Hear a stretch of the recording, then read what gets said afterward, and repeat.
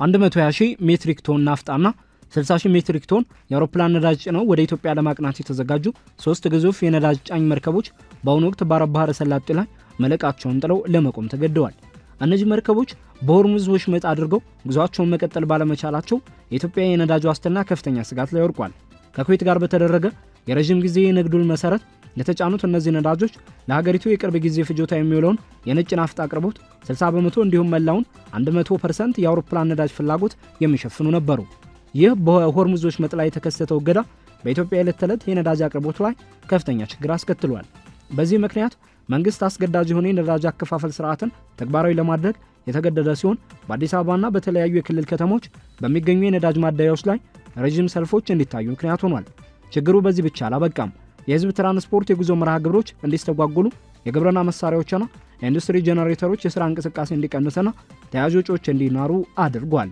የአስከፊ መስተጓጎል በቀጥታ የተያዘው በአሜሪካና በእስራኤል ጥምር ኃይል በኢራን ላይ የተከፈተውን ወታደራዊ ዘመቻ ተከትሎ ኢራን በሆርሙዝ ወሽመጥ ላይ በምታደርገው የኃይል ቁጥጥር ነው። ኢራን በዓለም አቀፍ ደረጃ 20% የሚሆነው የነዳጅና የተፈጥሮ ጋዝ ንግድ የሚተላለፍበትን ይህን ወሳኝ ወሽመጥ ሙሉ በሙሉ አልዘጋችውም። ይልቁንም የቴህራን መንግስት በኢራን ጦር የባህር ኃይል እዝ የሚመራ የተመረጡ መርከቦች ብቻ የሚያልፉበት ጥብቅ የቁጥጥር ስርዓት ዘርግታለች።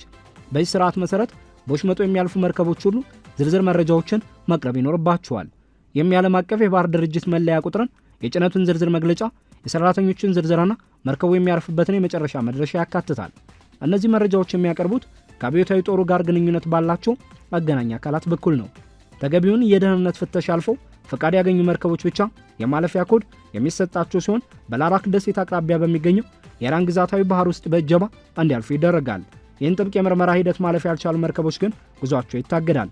የኢራን ባለስልጣናት ይህንን አሰራርን እንደ ደህንነት ጥበቃ እርምጃ የሚገልጹት ቢሆንም በአንዳንድ ሁኔታዎች ግን የጦርነት ወጪያቸውን ለማካካሻነት የሚውል የመሸጋገሪያ ክፍያ ለመሰብሰቢያነት እየተጠቀሙበት ይገኛሉ።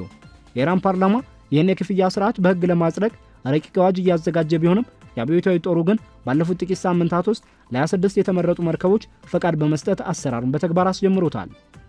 የኢራን የወቅቱ ፖሊሲ በግልጽ እንደሚያስቀምጠው በኢራን ላይ የጥቃት እርምጃ ከሚወስዱ ወይም ጥቃቱን ከሚደግፉ ጠላት ሀገራት ጋር ግንኙነት ያላቸው መርከቦች በዚህ ወሽመጥ የማለፍ ዕድል የላቸውም።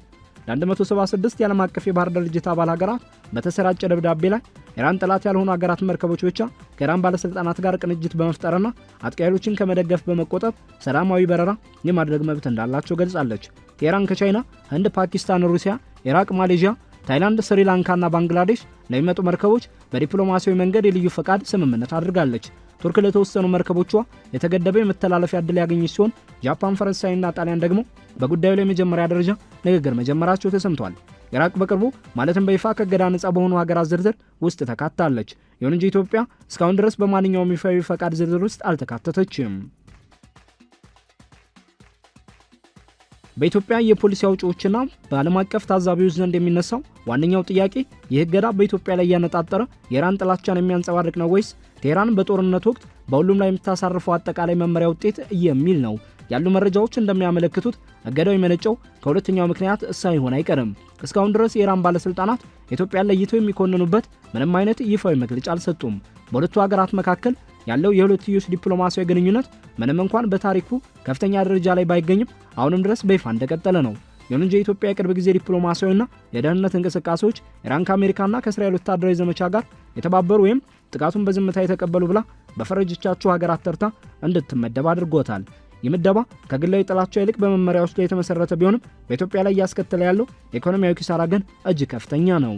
ኢትዮጵያ ለንግድ የሚውል ድፍድፍ ነዳጅ በሀገር ውስጥ የማታመርት ሲሆን ያላት የተረጋገጠ የነዳጅ ክምችትም ቢሆን 428,000 በርሜል ብቻ ነው። የክምችት ከሀገሪቱ ዓመታዊ ፍጆታ አንጻር ሲታይ እጅግ በጣም አነስተኛና ኢምንት የሚባል ነው።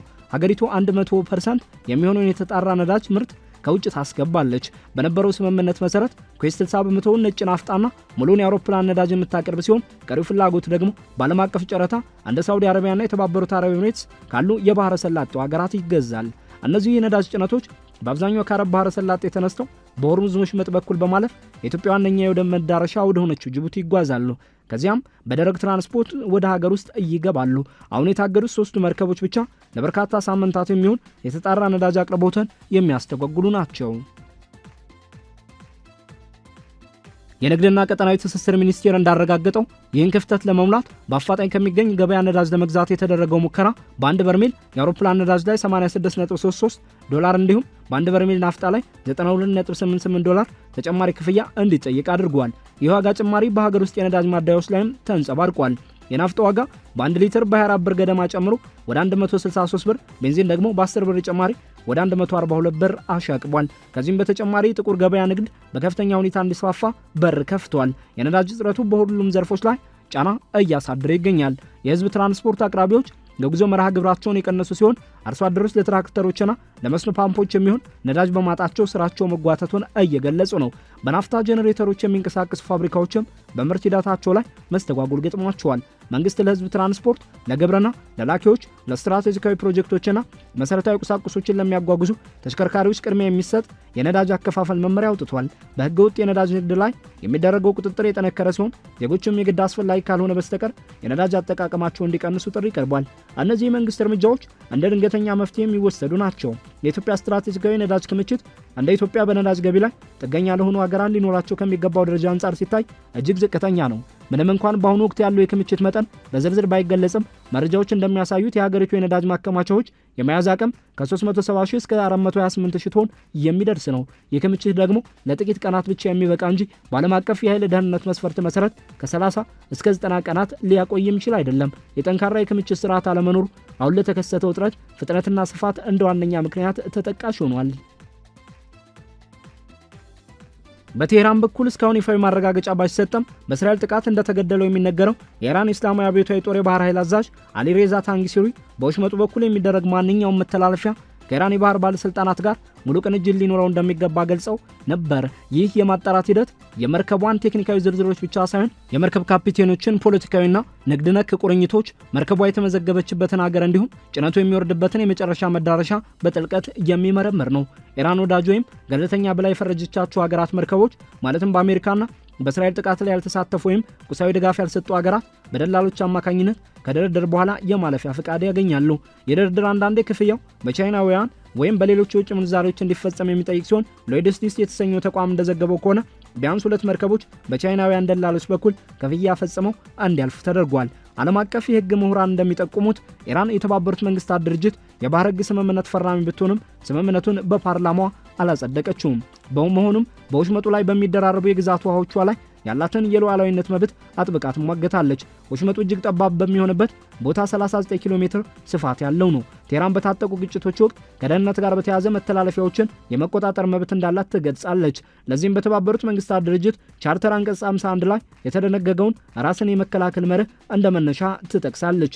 በሌላ በኩል ደግሞ የአድኖክ ዋና ስራ አስፈጻሚ ሱልጣን አልጃበርን ጨምሮ በርካታ ተቺዎች ይህን ገደብ ኢኮኖሚያዊ ሽብርተኝነት ሲሉ ፈርጀውታል። ሆኖም ግን ይህ ፖሊሲ ከየትኛውም ወገን ላልወገኑ ወይም የኢራን ደጋፊ ለሆኑ ሀገራት መርከቦች መጠነኛ መተላለፊያዎችን መፍቀዱ እርምጃው ሁሉንም በአንድ ላይ የጨፈለቀ ሳይሆን በጥንቃቄ የተሰላ መሆኑን ያሳያል ብለው የሚከራከሩም አሉ። ምንም እንኳን ኢራን በሰጠቻቸው መግለጫዎች ውስጥ ኢትዮጵያን እንደ ባላጋራ በይፋ ባታሳይም የኢትዮጵያ መርከቦች መታገዳቸው ግን ጥቃቱን እንደደገፈ ከሚታሰብ ከማንኛውም ሀገር ጋር በተሰለፈ መልኩ እየተተገበረ ነው። ስለሆነም ኢራን በኢትዮጵያ ላይ ተቆጥታለች የሚለውን ጥያቄ ለመመለስ የኢትዮጵያን ወቅታዊ አቋም በጥልቀት መመርመር ያስፈልጋል። በኢትዮጵያና በኢራን መካከል ያለው ዲፕሎማሲያዊ ግንኙነት እንደ አውሮፓውያን አቆጣጠር በ1950ዎቹ የጀመረ ሲሆን በሁለቱ ሀገራት መካከል ያለው ጥንታዊ ባህል ልውውጥ ደግሞ ከ2000 ዓመታት በላይ ወደ ኋላ ይሄዳል። ይህም በፐርሴፖሊስ ቅርጾችና በአክሱም ግዛት ከፋርስ ጋር እኩል እንደ ትልቅ መንግስት በሚጠቀስባቸው የማኒካን ጽሑፎች ላይ ሰፍሮ ይገኛል።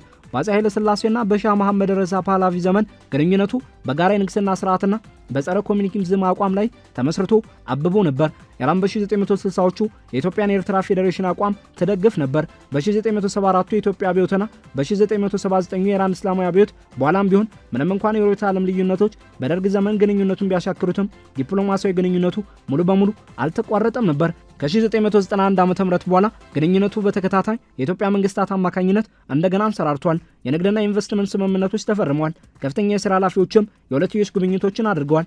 በ25 ዓ.ም ሁለቱ ሀገራት የደህንነት ትብብር ስምምነትን በይፋ የተፈራረሙ ሲሆን በየካቲት ደግሞ በኒው ዴልሂ በተካሄደው የብሪክስ ስብሰባ ጎን ለጎን የ75 ዓመታት ይፋዊ ዲፕሎማሲያዊ ግንኙነታቸውን አክብረዋል። ኢራን በኢትዮጵያ ውስጥ ግጭቶች ወቅት ድሮኖችን ለኢትዮጵያ ስታቀርብ የነበረች ሲሆን ይህም በሁለቱ ሀገራት መካከል ያለውን ተግባራዊ ወታደራዊ ግንኙነት የሚያሳይ ነው። ይሁን እንጂ እነዚህ ታሪካዊና የቅርብ ጊዜ ትስስሮች በጦርነቱ ወቅት ከእገዳ ነጻ የመሆን እድልን አላስገኙም። የኢራን ወቅታዊ መመዘኛ የሁለትዮሽ ፍቅር ሳይሆን አሁን ባለው ግጭት ውስጥ ሀገራት የያዙት አቋም ነው። ጥቃቱ ከተቀሰቀሰ አንስቶ ኢትዮጵያ የገለልተኝነት ፖሊሲ እንደምትከተል ብትገልጽም ከተለያዩ ወገኖች ጋር ንቁ ዲፕሎማሲያዊ ግንኙነቶችን ስታደርግ ቆይታለች። ጠቅላይ ሚኒስትር አብይ አህመድ ከባህረ ሰላጤው ሀገራት ጋር ምክክር ያደረጉ ሲሆን በመጋቢት ወር ደግሞ ስለ ነዳጅ ዋስትናና ቀጠናዊ ጂኦፖለቲካ ለመወያየት አቡዳቢን ጎብኝተዋል። በቅርቡ ኢትዮጵያ ከእስራኤል ጋር በአዲስ አበባ አራተኛውን ዙር የፖለቲካ ምክክር ያደረገች ሲሆን ፕሬዚዳንት ኢሳቅ ሄርዞግ በዓመቱ መጀመሪያ ላይ ኢትዮጵያን ጎብኝተው ነበር። አንዳንድ ዘገባዎች እንደሚጠቁሙት ኢራን ጨምሮ ቀጠናዊ ባላጋራዎችን ለመመከት እስራኤል ባቀረበችው የሄክሳጎን የጥምረት መረብ ውስጥ ኢትዮጵያ ልትካተት እንደምትችል ውይይቶች ተደርገዋል። ጠቅላይ ሚኒስትር አብይ ከኩዌት አልጋ ወራሽ ጋር በስልክ ባደረጉት ውይይት የኢራንን ያጸፋ እርምጃ ሉዓላዊነትንና ዓለም አቀፍ ሕግን የጣሰ አሰቃቂ ጥቃት ሲሉ የገለጹ ሲሆን የኢትዮጵያን አጋርነት ለኩዌት አረጋግጠዋል። ኢትዮጵያ በአሁኑ ወቅት በአባልነት ባለችበት የብሪክስ ማዕቀፍ ውስጥ አብዛኞቹ አባላት የአሜሪካና የእስራኤልን ወታደራዊ እርምጃ እየተቹ ባለበት ወቅት የመግለጫ መሰጠቱ አዲስ አበባን በኢራን አይን ለባህረ ሰላጤው ነገስታትና ለምዕራቡ ዓለም እስራኤል ዘንድ እንድትቀርብ አድርጓታል። በተጨማሪም የኢትዮጵያ ባለስልጣናት የእስራኤልና የኢራን ውጥረት በበረታበት ወቅት በቀይ ባህር ደህንነት ጉዳዮች ላይ መሳተፋቸው ከእስራኤል ጋር በባህር መተላለፊያ ጉዳዮች ላይ ያላቸውን ስትራቴጂካዊ መጣጣም የሚያጠናክር ሆኖ ታይቷል። በእስራኤልና በኢትዮጵያ መካከል ያለው ግንኙነት ከዲፕሎማሲ ባለፈ የረጅም ጊዜ ታሪክ አለው። ታሪካዊ ወታደራዊ ትብብር እስከ አፄ ኃይለ ሥላሴ ዘመን የሚዘልቅ ሲሆን ኢትዮጵያ በ1973 ይፋዊ ግንኙነቷን ካቋረጠች በኋላም ቢሆን እስራኤል ስልጠናዎችን፣ የመለዋወጫ ዕቃዎችንና የማማከር ድጋፎችን ስትሰጥ ቆይታለች። እስራኤል የኢትዮጵያ አየር ኃይልን እንደገና በማዋቀርና የጦር መሳሪያዎችን በማቅረብ ረድታለች። የቤተ እስራኤል ማህበረሰብ እንዲሁም የግብርናና የውሃ ትብብር ፕሮጀክቶች ግንኙነቱን ይበልጥ ያጠናክሩታል። የቅርብ ጊዜ ጉብኝቶችና የደህንነት ውይይቶችም ይህን አጋርነት ቀጥሏል። በተቃራኒው ኢራን መጀመሪያ የተሰነዘረውን ጥቃት አለማውገዝን ወይም ዝምታን ለባላጋሮቹ የሚደረግ ቁሳዊ ድጋፍ አድርጋ ትቆጥራለች። ኢትዮጵያ የኢራንን ያጸፋ እርምጃ በይፋ ማውገዟና ከባህረ ሰላጤው ሀገራት እንዲሁም ከእስራኤል ጋር ያላት ግንኙነት መጠናከሩ በሆርሙዝ ወሽመጥ በኩል ለማለፍ ከተፈቀደላቸው ጠላት ያልሆኑ ሀገራት ተርታ እንድትመደብ ያደረጋት ይመስላል። ከወታደራዊ እይታ አንጻር የኢራን ጦር እንደ ፈጣን ጀልባዎች፣ የባህር ዳርቻ ራዳሮች፣ ማይኖችና ጸረ መርከብ ሚሳይሎች ያሉ አነስተኛ መሳሪያዎችን በመጠቀም የንግድ መርከቦችን እንቅስቃሴ የማስተጓጎል አቅም እንዳለው አሳይቷል። የወሽመጡ መልክዓ ምድራዊ አቀማመጥም ለተከላካዩ ወገን እጅግ አመቺ ነው። የሚደራረቡ የግዛት ውሃዎችና ለኢራን የባህር ኃይል ጣቢያዎች ያላቸው ቅርበት ፈጣን ምላሽ ለመስጠት ያስችላል። ይህ የክፍያ ጣቢያ ስርዓት ገቢ ከማስገኘቱም በላይ የመርከብ ካፒቴኖች ስለ ጭነታቸውና ስለ ጉዞ መስመራቸው መረጃ እንዲሰጡ በማስገደድ የደህንነት መረጃን ለመሰብሰብ ያገለግላል። የባህር በር የሌላትና የጅቡቲ እንዲሁም በበርበራ ወደቦች ላይ ጥገኛ የሆነችው ኢትዮጵያ በዚህ አይነት ወሳኝ መተላለፊያ ላይ ለሚፈጠር ችግር እጅግ ተገላጭ ናት። በየብስ ወይም በደቡብ አፍሪካ በኩል የሚደረጉ ረዥም የባህር ጉዞዎች ደግሞ እጅግ ከፍተኛ ወጪና ጊዜ የሚጠይቁ ናቸው። የኢትዮጵያ ባለስልጣናት ሌሎች የአፍሪካና የእስያ አማራጭ ነዳጅ አቅራቢዎችን ለማግኘት ጥረት ቢያደርጉም የሎጂስቲክስ ችግሮችና የዓለም አቀፍ የነዳጅ ዋጋ መናር በአጭር ጊዜ ውስጥ መፍትሄ ለማግኘት እንቅፋት ሆኗል። መንግስት የረጅም ጊዜ የነዳጅ ጥገኝነትን ለመቀነስ እንደ የውሃ ኃይል፣ የፀሐይና የነፋስ ኃይል ያሉ ታዳሽ ኤነርጂዎችን ለማስፋፋት የሚያደርገውን ጥረት አፋጥኗል። ይሁን እንጂ እነዚህ እርምጃዎች አሁን የገጠመውን የአጭር ጊዜ የተጣራ ነዳጅ እጥረት ሊያቃልሉ አይችሉም። በሆርሙዝ ወሽመጥ ላይ የተከሰተው የትራንስፖርት መስተጓጉል ከአፍሪካ ቀንድ ውስብስብና ተለዋጭ ሁኔታዎች ጋር በቀጥታ ይገናኛል።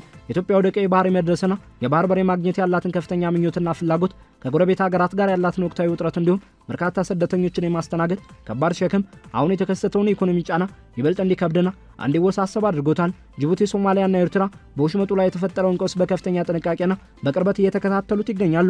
ምክንያቱም በኢትዮጵያ ውስጥ የሚከሰት ማንኛውም አይነት የረጅም ጊዜ የነዳጅ እጥረት የቀጠናዊ የንግድ ኮሪደሮችና በምስራቅ አፍሪካ መረጋጋት ላይ ተከታታይ የሆኑ አሉታዊ ተጽዕኖዎችን ሊያስከትል እንደሚችል ስለሚታወቅ ነው። የኢራን የተመረጡ መርከቦች ብቻ የሚያልፉበት ፖሊሲ በአሁኑ ወቅት ከእገዳ ውጭ በሆኑ ሀገራት ዘንድ ከፍተኛ የዲፕሎማሲያዊና ድርድርና ግፊት እንዲደረግ ምክንያት ሆኗል። ይህም በዓለም አቀፍ ደረጃ በደቡባዊ ንፍቀ ክበብ የግሎባል ሀገራት መካከል ያለውን ጥምረትና አጋርነት አዲስ መልክ ሊያስይዝ የሚችል ክስተት ነው። ኢትዮጵያ የብሪክስ አባል መሆኗና በአፍሪካ ህብረት ውስጥ ያላት ጉልህ ሚና በተለያዩ ባለብዙ ወገን የውይይት መድረኮች ላይ ስለ ባህር ደህንነትና ነጻ የንግድ ልውውጥ ድምጿን እንድታሰማ እድል ቢሰጣትም በአሁኑ ወቅት ግን የሀገሪቱ ዋነኛና አፋጣኝ ቅድሚያ የሚሰጠው ተግባር የተቋረጠውን የነዳጅ ፍሰት በየትኛውም መንገድ ማስቀጠሉ ነው ተገኝቷል። በሆርሙዝ ሰርጥ የማለፍ ዕድል የተሰጣቸው ሀገራት እንደ ቻይና፣ ህንድና ሩሲያ ያሉ ከቴህራን ጋር የጠነከረ ስትራቴጂካዊ አጋርነት ያላቸው ናቸው። ካልሆነም ደግሞ ከኢኮኖሚያዊ ተጽዕኖ ፈጣሪነታቸው ጋር ተዳምሮ አሁን ባለው ግጭት ውስጥ ጥብቅ የሆነ የገለልተኝነት አቋም የያዙ ሀገራት ናቸው። ፓኪስታንና ማሌዥያ ከኢራን ጋር በቀጥታ ባደረጉት ድርድርና ወዳጅ ሀገር የሚል ስያሜ በማግኘታቸው ተጠቃሚ መሆን ችለዋል። የኢትዮጵያ ጉዳይ የሚያሳየው ታሪካዊና ወዳጃዊ የሁለትዮሽ ግንኙነቶች ቢኖሩም እንኳ በጦርነት ወቅት የሚታዩ የአቋም ምልክቶችና መግለጫዎች ከቀድሞ ወዳጅነት በላይ ቦታ ሊሰጣቸው እንደሚችል ነው። አብዛኞቹ የአፍሪካ ሀገራት በዚህ ግጭት ውስጥ በቀጥታ ከመሳተፍ ተቆጥቧል። የኢትዮጵያ ሁኔታ ግን ለየት ብሎ እንዲታይ ያደረገው ሀገሪቱ ለኩዌት ያሳየችው ግልጽ የአጋርነት መግለጫና ከእስራኤል ጋር ያላት ጥልቅ ግንኙነት እንዲሁም የጠቅላይ ሚኒስትሩ የአቡዳቢ አጋርነት ጉዞ ናቸው። በዓለም አቀፍ ደረጃ የክስተት እንደ ሆርሙዝ ወሽመጥ ባሉ ጠባብ መተላለፊያዎች ላይ ጥገኛ የሆኑ የንግድ መስመሮች ምን ያህል ተጋላጭ እንደሆኑ በግልጽ አሳይቷል። ዓለም አቀፉ የኤነርጂ ኤጀንሲና አሜሪካ ስትራቴጂካዊ የነዳጅ ክምችቶቻቸውን ለገበያ በማቅረብ የዋጋ ንረቱን ለማረጋጋት ቢሞክሩም እንደ ኢትዮጵያ ያሉ በነዳጅ ገቢ ላይ ጥገኛ የሆኑ ታዳጊ ሀገራት ግን ለከፍተኛ ድንገተኛ አደጋዎችና የኢኮኖሚ ቀውሶች ተጋልጠዋል። የቀውስ ሀገራት የነዳጅ አቅራቢዎቻቸውን አማራጭ እንዲያሰፉ በባህር ላይ ተንሳፋፊ የነዳጅ ማከማቻዎችን እንዲጠቀሙና ወደ ሀገር ውስጥ አዳሽ የኤነርጂ ሽግግር የሚያደርጉትን ጉዞ እንዲያፋጥኑ ዳግም ጥሪ ያቀረበ አጋጣሚ ሆኗል። የሆርሙዝ ሰርጥ የትራንስፖርት እንቅስቃሴ መቼ ሙሉ በሙሉ ወደ ቀድሞ ሁኔታው እንደሚመለስ የሚታወቅ ግልጽ የጊዜ ሰሌዳ የለም። ኢራን ወሽመጡን መክፈት በቀጥታ ከወታደራዊ ጥቃቶች መቆምና የደህንነት መብቶቿ በዓለም አቀፉ ማህበረሰብ ዘንድ እውቅና ከመስጠት ጋር አያይዘዋለች። በገዳው የተጎዱ ሀገራት ዲፕሎማሲያዊ ጥረታቸውን የቀጠሉ ሲሆን ኢትዮጵያም ስለ መርከቦች ደህንነት ዋስትና ለማግኘት ከቴህራን ጋር በብሪክስና በአፍሪካ ህብረት በኩል ንግግር እያደረገች እንደሆነ ይነገራል። ይሁን እንጂ እስከዚያው ድረስ አሁን ያለው የነዳጅ አከፋፈል ስርዓትና የፍጆታ ቅነሳ እርምጃዎች ተጠናክረው ይቀጥላሉ።